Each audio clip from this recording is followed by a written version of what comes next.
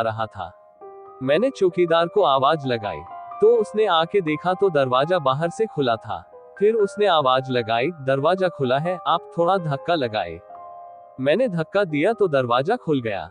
मैं पैसा देकर बाहर निकल ही रहा था कि फिर से मेरा पेट खराब होने लगा। मुझे वापस उस खतरनाक वॉशरूम में नहीं जाना था, लेकिन मेरे पास और कोई चारा भी तो नहीं था। वो स्त्री कौन थी? इस बार लगभग 2-3 मिनट हुई होगी कि वापस से लाइट चालू बंद होने लगी, और साथ में कोई स्त्री की हंसने की आवाज भी आ रही थी। मुझे काफी डर लगने लगा था। मैं जल्द ही अपना काम पता के बाहर निकलने की कोशिश कर रहा था, लेकिन मैं वहीं से उठ ही नहीं पा रहा था। मुझे ऐसा लग रहा था कि कोई मुझे पर बैठ गया हो।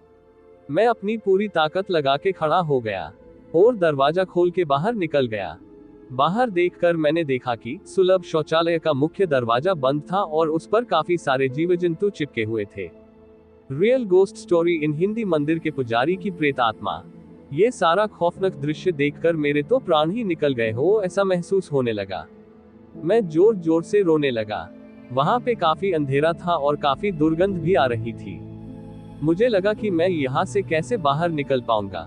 उसी वक्त मेरे सामने एक बड़ी बड़ी लाल आंखें वाली, लंबे बालों वाली भयानक औरत खड़ी थी। उसे देखकर मेरे तो होश ही उड़ गए। मैं तुरंत ही दरवाजे की ओर दौड़ा, लेकिन घबराहट की वजह से मेरे पैर फिसल गए और मैं नीचे फर्श पे गिर गया। पायल का आवाज कर रही वो भयानक औरत मेरी तरफ आ रही थी। उसे देखकर लगा कि आज मेरी जिंदगी का आखिरी दिन है, अब मैं बचने वाला नहीं हूँ। थोड़ी ही देर में वो औरत मेरे पास आकर बैठ गई और मुझे जानवर की जैसे सूंघने लगी। मुझे अपनी मौत साफ साफ दिख रही थी। फिर मैंने अपनी सारी हिम्मत लगा के एक आखिरी कोशिश करके जोर लगा के खड़ा हो गया और जोर जोर से दरवाजे को हिलाने लगा। थोड़ी ही देर में दरवाजा टूट गया और मैं बाहर निकल गया।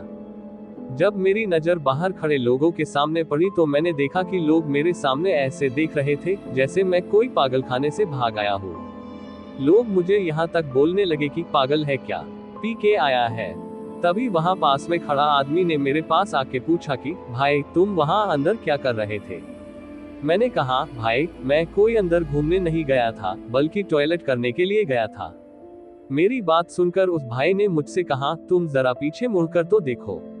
मैंने जब उस आदमी की बात सुनकर पीछे मुड़कर देखा तो मेरे तो होश ही उड़ गए।